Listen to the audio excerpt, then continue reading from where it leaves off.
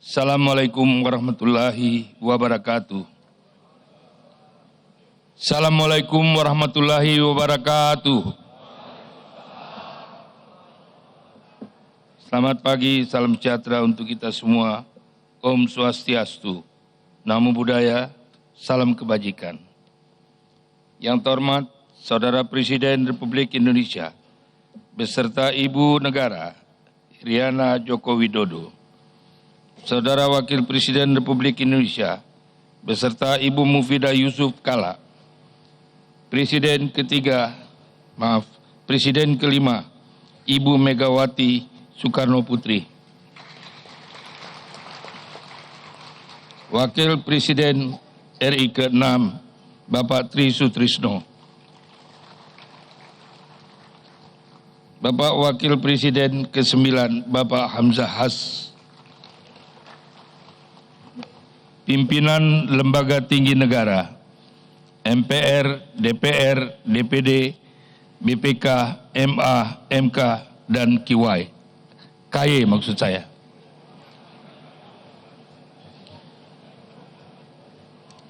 Yang mulia para duta besar atau kepala perwakilan negara sahabat,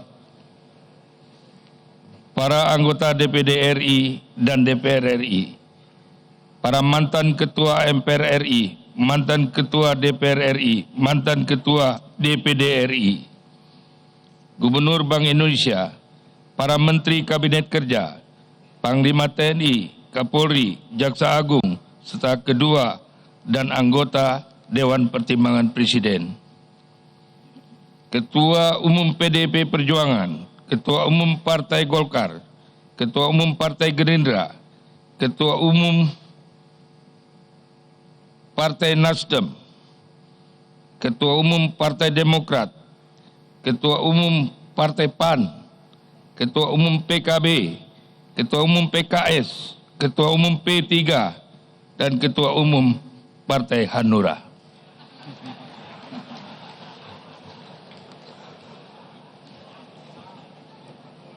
Yang saya hormati Wakil Presiden terpilih 2019-2024, Bapak Kiai Haji Ma'ruf Amin. Yang saya hormati dan kami cintai Ibu Sinta Nuriyah Wahid dan Bapak Sandiaga Salahuddin Uno.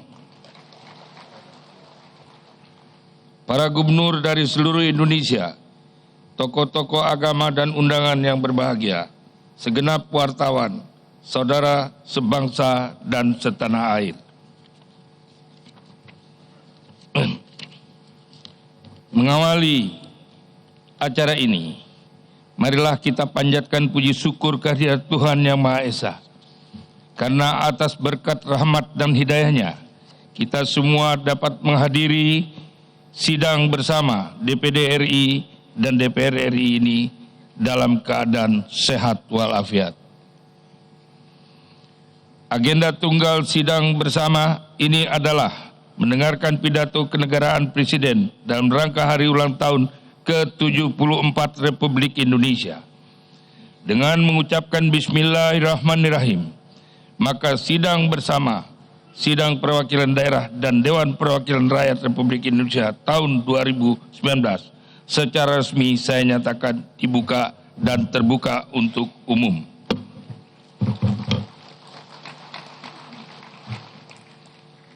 Sidang bersama ini merupakan amanat dari Pasal 228 dan Pasal 293 Undang-Undang Nomor 2 Tahun 2018 tentang perubahan kedua atas Undang-Undang 17 Nomor 17 Tahun 2014 tentang MPR, DPR, DPD, dan DPRD.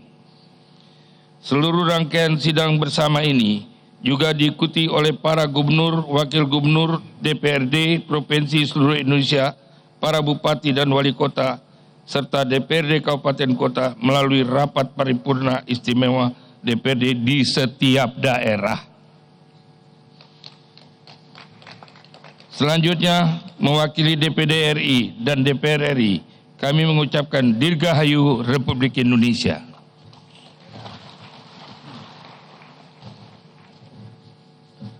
Tahun Tahun ini rangkaian kegiatan peringatan kemerdekaan dengan Republik Indonesia mengambil tema sumber daya manusia unggul, manusia maju.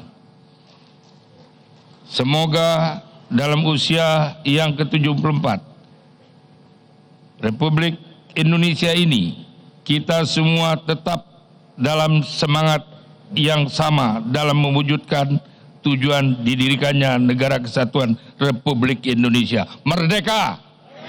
Merdeka! Merdeka!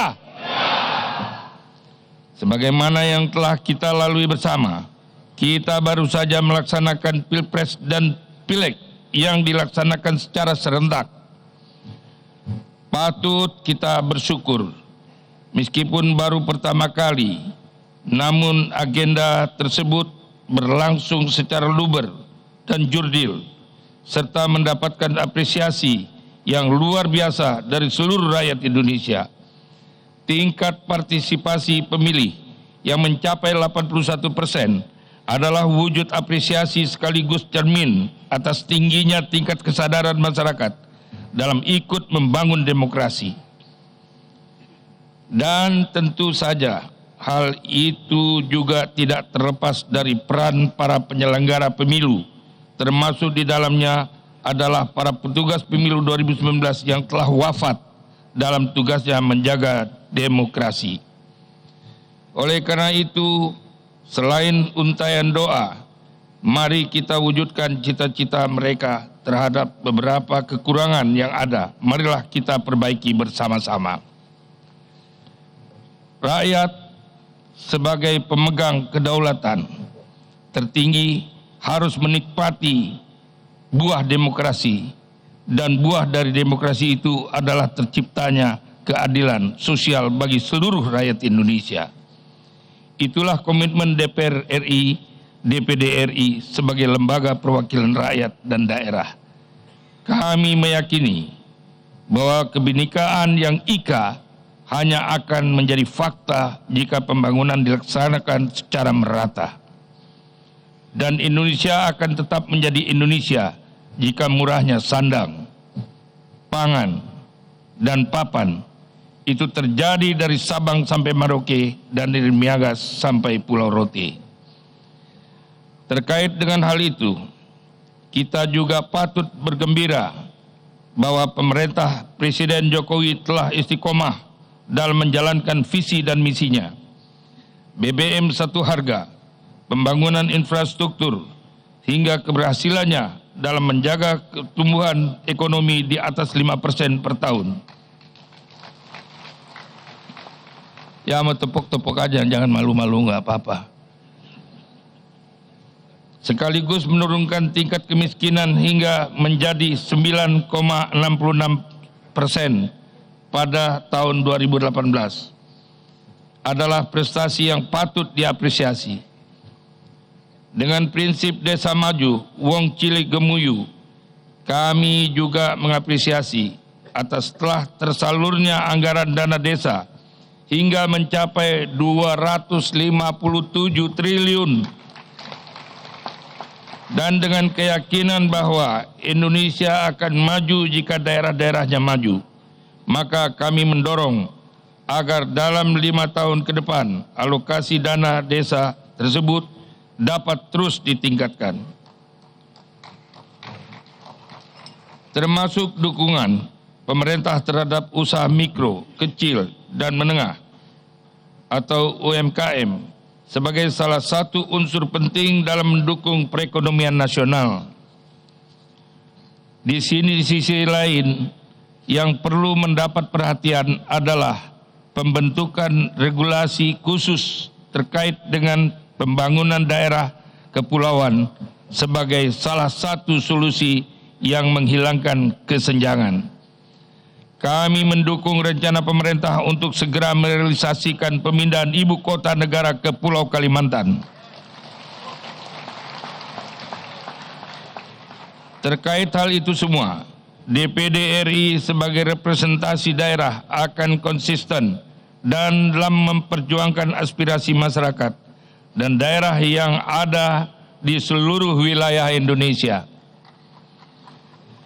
Dengan fungsi pengawasan yang ada, kami akan melakukan pemantauan dan evaluasi atas Raperda dan Perda sebagaimana amanat Undang-Undang Nomor 2 Tahun 2018 tentang perubahan kedua atas Undang-Undang Nomor 17 Tahun 2014 tentang MPR, DPR, DPD, dan DPRD.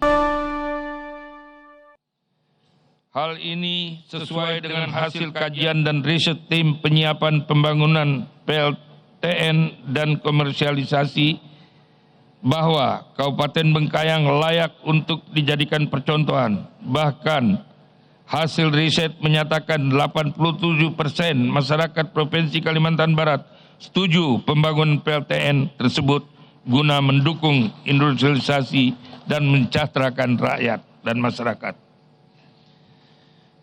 Sedangkan di sektor pangan, kami mengajak semua pihak dapat mengawal RUU Kedaulatan Pangan. Kita harus memastikan bahwa kebutuhan pangan masyarakat harus selalu terpenuhi di waktu yang sama dan harus segera menghentikan impor. Jika petani sejahtera, maka negara akan aman sentosa. Khusus mengenai kedaulatan politik, kami akan selalu mendukung politik luar negeri bebas aktif yang dijalankan oleh pemerintah. Posisi Indonesia yang telah berhasil menjadi anggota tidak tetap Dewan Keamanan PBB tahun 2019 dan 2020 harus dapat menjadi alat dalam mewujudkan ketertiban dunia yang berdasarkan kemerdekaan, perdamaian abadi, dan keadilan sosial.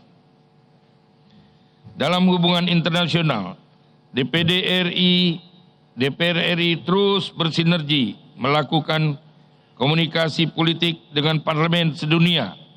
Komunikasi politik tersebut dilakukan melalui forum-forum antara parlemen seperti AIPO, IPO, AIPA, dan lain-lain. Pada kesempatan ini, DPD RI menyampaikan terima kasih kepada Dewan Federasi Rusia yang telah memberikan kesempatan kepada DPD RI untuk menyampaikan pidato di hadapan sidang paripurnanya pada bulan Oktober 2018 yang lalu, sebagaimana yang dilakukan oleh Presiden Soekarno pada tahun 1956. Saudara Presiden, Saudara Wakil Presiden, dan hadirin sidang yang mulia. Selain berbagai keberhasilan yang berada permasalahan di atas, dalam era globalisasi ini, negara kita juga memiliki tantangan berat yang lain. Tantangan berat tersebut adalah merebaknya dua paham besar, yakni liberalisasi dan paham radikal. Atas nama kebebasan dan demokrasi, dua paham ini telah bergejolak secara radikal ke anak-anak ibu pertiwi. Dua paham tersebut telah masuk ke masyarakat kita dengan mempertentangkan antara Pancasila dan agama. Pancasila sebagai solusi bijak yang telah menjadi konsensus final kita dalam bernegara telah dikaburkan oleh mereka. Sungguh ini merupakan tantangan besar buat kita semua. Jika kita lengah, tidak mustahil Indonesia akan terreduksi. Namun kita harus tetap optimis. Pancasila sebagai filsafat kita dalam bernegara harus terimplementasi secara terstruktur, sistematis, dan masif di semua lapisan masyarakat, mulai dari kalangan elit hingga masyarakat yang bersandal jepit, mulai dari anak-anak dan remaja hingga kalangan yang sudah dewasa. Nation and character building harus menjadi bagian dalam upaya meningkatkan sumber daya manusia di Indonesia ini. Dunia pendidikan kita harus selalu melahirkan generasi yang berjiwa Indonesia, berjiwa Pancasila.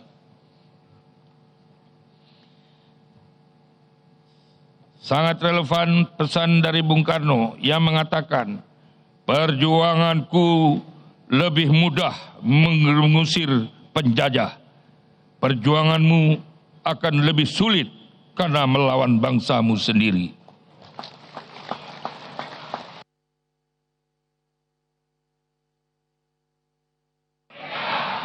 Pesan itu juga mengingatkan kita tujuan dari pendidikan oleh satu untuk semua, semua untuk satu, semua untuk semua. Mari kita syukuri keberagaman ini.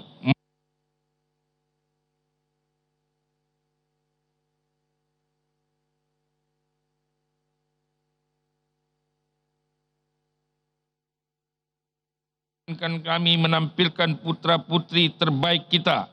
Mereka semua telah berhasil mengibarkan sang saka merah putih di tiang-tiang prestasi kebanggaan bangsa.